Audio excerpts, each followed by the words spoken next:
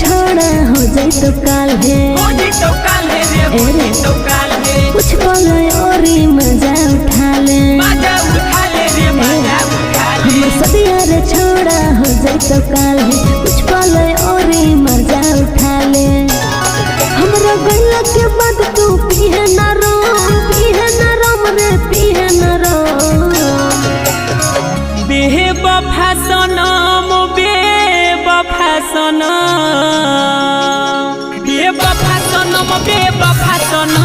गैला पतो रहतौ नहीं गम बेवफा सनम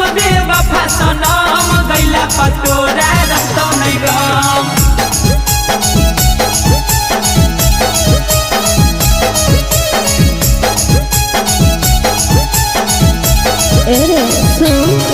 अरे तोरो लोगी दोसर लैकी खोज देबो रे नहीं तो अइबो जब ससुरवा से मजा रोज देबो रे जाके ससुर वाले बहुल चल रे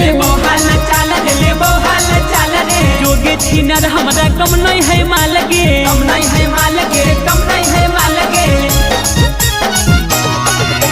जाके ससुर वाले बहुल चल रे जोगे छिनर हमरा कम नहीं है माल गे। अरे छोड़िए दे छोड़ा तू खाके कसम यार खाके कसम बेवफा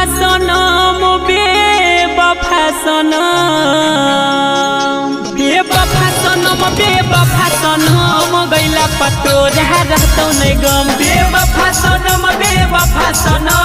गैला पतो रहतौ नहीं गम।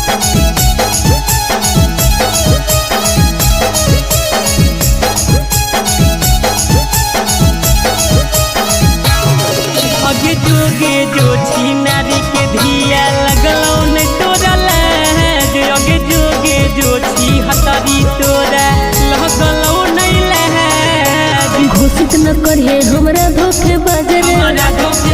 हमारा धोखेबाज रे तोरा पछौड़ी हलौ बड़ी नाज गे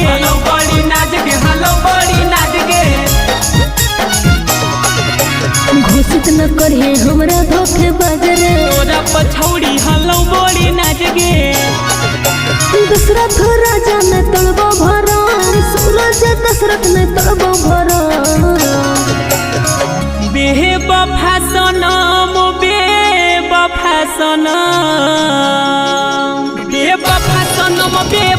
सनम गैला पतो रहतौ नहीं गम बेवफा